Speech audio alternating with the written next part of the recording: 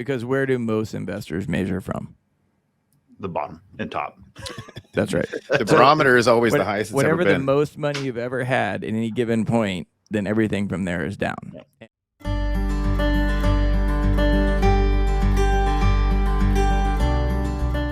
Yeah, I think one of the other questions that I know I've got a few different times is as portfolios have grown, as people have added money, if they've rolled over 401ks and just generally, increased account value, is, they have a certain risk expectation, but people typically spend in dollars. Nobody really has a risk expectation in percent. I mean, you don't go to the store and pay 2% of your income. You go and you pay what it costs, $100 or $250. So as portfolios have gone up, and now we've hit a rough patch. Now, obviously, we talked about the last month's been good, but for the first 6 months of the year, it was a pretty tough going, and people are looking at portfolios, and maybe your portfolio's increased quite a bit, and the dollar value is down a lot more than you would expect. So one of the things that we've tried to do, and we haven't needed it, or I guess it hasn't come up as much in the last several years because markets have been good and most people are pretty comfortable when markets are good.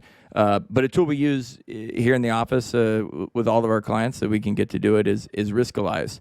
And it's basically the ability to quantify risk, and not only just quantify it, but put it in terms of dollars. So you kind of got to enter a few pieces of info, and I'm going to, for the people who are just listening, we'll go through this quickly and talk a little bit about it, but just show you kind of how it works and how it's able to put your risk factor in dollars, and then you understand what your range is and where you should expect any portfolio that you're invested in to fall in the positive and the negative. So little Riskalyze example. You can see it just kind of pops up here. We'll get started. We are going to go through a few of these things that aren't going to drive the result fairly quickly.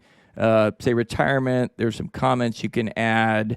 Here's the major thing though, total investment account. If the market's down 10% and you have $10,000, it's not very painful. No one likes to lose $1,000, but it happens. If you got $1 million, 10% feels a lot more painful. That's $100,000. So we'll use $1 million. Again, just say this client has $1 million. It's a total investment amount. And we'll go next. We're not going to put in any birthday to retirement age. We'll give it a little positive for now because all of our clients are positive about the market and they're all confident. So here's where the scoring starts. So basically you take the slider and start moving it across. Now you can use this a couple of different ways. So you got, if you're interested in the chance at gaining, that's sort of more of your maximum result expectation.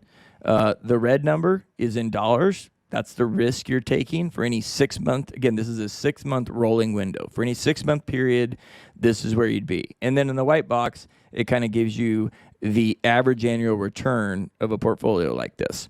So you basically move this slider wherever you think you're comfortable. And again, this is a subjective thing. There's no right answer. So you move it around and you say, well, maybe you dial it in by, I just need 5%. Maybe you have a financial plan with us and 5% was the number. And I'm going to go 5.01 because I can't quite dial that exactly in.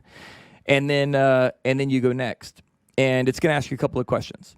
So market dropped quickly by $72,000. What would you do? Stay invested or sell and reduce risk? Well, hopefully you'll stay invested, but this is your choice. Stay invested. Then Adam, real quick, while you're going through this, talk a little bit about how we help clients understand exactly what they're doing when they're asking or when they're answering these questions. We've always sort of framed this for clients that have used this tool as more like an optometrist exam, where you're selecting between a couple of things that are probably pretty close, but you just want to choose whichever one's better. And the whole concept here is that this software is supposed to help you dial up what your risk preferences are, right? Yeah, that first slider kind of picks your sort of your starting point. It defines your moat. Like I think I'm about within this range. And then these questions, and just if you've had an eye exam done, by the time you get to the end of the eye exam, you're not really sure if A or B is, I'm not sure if left or right is clear. They both look clear at this point. So again, there's no right answer. It's just designed to get you in a general area and then kind of fine tune that area. And we'll show you again. So let's just say, on the left is a potential gain of a certain number that could lose up to a certain number, or on the right is a certain gain. So we'd rather have that certain gain of 20,000. Well, 12,000, the next question, it drops it to 12.5. Well, maybe that's not enough. So I need to go back to A. And then, I go back to A again. So I'm just going to click through this. Again, this is just an example. And when you get through a couple of these, it calculates a risk number. So it's calculating ours right now, and we ended up at a 42, which basically says over a 6-month period, we could possibly make $122,000 on $1 million, but we also could be down basically call it $75,000. So the 42, Jason or Kyle, you want to explain a little bit where that 42 comes from and how it relates to maybe other investments? Yeah, I'll take that. I'll actually add a little bit too on the dollar amounts there. And what we're looking at here is in our industry, a lot of times, going back, 15 years, it used to be, are you an aggressive investor? Are you moderate growth? Are you moderate growth in income? And these terms that people throw around in the industry that we have to essentially categorize accounts or categorize clients in. And everybody has a different definition of, aggressive or conservative or moderate. And so with this software, it allows us, in conjunction with the financial plan too, but it allows us to actually put a threshold or a feeling on that number and what that feels like in returns and experience versus just a word. And so the 42 number comes into play where think of it essentially as a 75, and I call it the speedometer test. So obviously the bigger the number, the more aggressive the account or the more, fuel to the fire. So 75 would be up kind of like your S&P 500. And, essentially 1% or a number one would be a 1. And so when you're coming in here with a number like 42, you're really looking at more of along the lines of a typical balanced portfolio, probably around that 50-50 mix between, say, equities and fixed income. And so that's kind of what allows us to do. Nothing when clients go through this is permanent. We don't get notified of your score and immediately go rebalance your portfolio and change your investments. But with new clients, it allows us to establish what that means and make sure we're on the same page on what that feel for you is and what to expect in a market scenario. And it also allows us to reference it in meetings going forward that, this is your 6-month range. And maybe that's, changes over time too. I know we've talked about that a little bit recently, a client saying, should we be rebalancing? This was painful this time. Should I have less risk? And so sometimes it helps to kind of revisit these numbers and do this, test again. It may have been different than 5 years ago for you. Like Adam mentioned before, with portfolios growing, the dollars are more real when the percentages are smaller. So, Kyle, there to piggyback on that. I mean, as you mentioned, so long we were trained using words like aggressive and conservative, right? And where I really think it helps to quantify. And for a little note on that Riskalyze, it is on a score of 0 to 100, and so it's intentional that their marketing uses it to look like a speed limit sign, as we know that the higher the number goes, the more risk that we're taking. But where I like to use it, especially in the financial planning, I could talk to 10 different clients and all 10 clients say they're conservative, and right. We all know that all 10 are actually different. Every person's version of conservative or aggressive is all dependent upon their investments that they've been through, life experience, education, everything can affect that. We've all word. had the aggressive client that comes back at a 6. Exactly. So one person's conservative, we cannot take that just as their word. We really need to kind of quantify that. What does conservative mean to them? What does aggressive mean to them? And so really kind of showing that out in a scenario, because everyone realizes that they want to average a 5% rate of return, a 6% rate of return. Right now, we don't live in a world where you can get that risk-free. And so if a person needs to achieve 5 to 6% because their cash flows in the future dictate that, then that way we can show them, here's what we need to be able to tolerate, or what you need to be able to tolerate temporarily on the downside in order to achieve that average. Is that something that is feasible or realistic for you? And the key to that too is, I know Adam mentioned it, but I don't know if everybody would have caught it, is the 6-month window, right? So that's not, at any given day, it'll never be more or less than this dollar amount. And again, it's a 95% probability. It's essentially the old, bell-shaped curve. But over a 6-month period of time, this is kind of the range we would anticipate your portfolio potentially fluctuating. Not all the time, not every time, but 95% of the time within a 6-month rolling window, that's kind of what you would anticipate to see, based on historical market returns. Because where do most investors measure from? The bottom and top.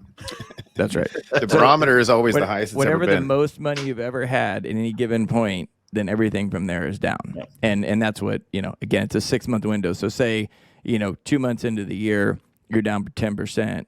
You're not really down 10. You got to take the previous 4 months as well.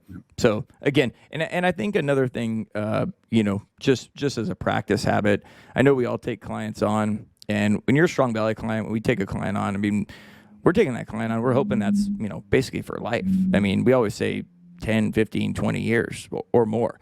So in order for us to do good for you, we have to have, we have to have a similar understanding, and that's where the expectation thing comes in. And sometimes it's just it's just a check for us that hey, we talked about what you want, and we think we're on the same page. But like I said, then the guy who, or the gal who we've talked to, or the family that has talked about, they really need to earn 7.5%, 8% a year. They're very aggressive, and then they come back at a 6. Right. And you're like, okay, we got something off here. So just defining expectations and setting up a positive relationship that we know we can deliver for and maintain for a long time, because our goal is to deliver for people, to make them happy. We have this set up on the website too, where folks can get to it directly, right? Yeah, it's at strongvalley.com /risk. And again, like we mentioned before, taking the survey and doing your risk score doesn't change your account or portfolio. Mm-hmm. It just lets us know that you've taken another test on it, if you will, and then allows us to discuss it in further detail. And again, if it's someone who may not be a client but just interested, we can always schedule a call to walk you through that and what it means and unpack it as well. And I'll rephrase that: strongvalley.com /risk. So I was going to say that's a nitnoid item, but we need to get that in there. Yeah. And so Adam, not click by click, but what happens? Somebody goes to strongvalley.com /risk. They go through the process, all the clicks that you just went through. It forwards that on to us. Yep. And then where do we go from there? And then we can reach out to them. Obviously if it's already a client, we have an idea of how they're invested, and if it's significantly different, we need to have a conversation there. If it's similar, it kind of reaffirms what they're doing, and of course we can still talk about it. If it's a newer person, then yeah, we're happy to reach out to you and see if we're going to Strong Valley as a fit. The benefit too, Adam, that comes up on that sometimes. Sorry, Chris, was that some people will submit a number and finish it, and that wasn't right, or that didn't feel right. Sure. That allows us to the time to have that conversation, and we can walk through that again with you, and maybe restructure some of the questions and put it in terms that we're familiar with you, and show you that number and come up with a difference. So it's nothing permanent. It doesn't set anything in stone or make any impact or change. It just allows us to kind of gauge where you really feel you're at and what makes sense for your accounts. The only thing I was going to mention is that current clients have seen that sort of speed limit sign in their quarterly reports. Correct. So it's already reported in there as to how, what the current investments, how they screen and what their number is. But if clients want to complete that for themselves, then it gives an idea that how they answered the questionnaire versus how the investments are currently positioned. Right. And just like anything, I mean, we try to be custom and flexible to all clients. I mean, some people have no interest in risk wise. They know exactly where they want to be, or they're comfortable with how we're handling it.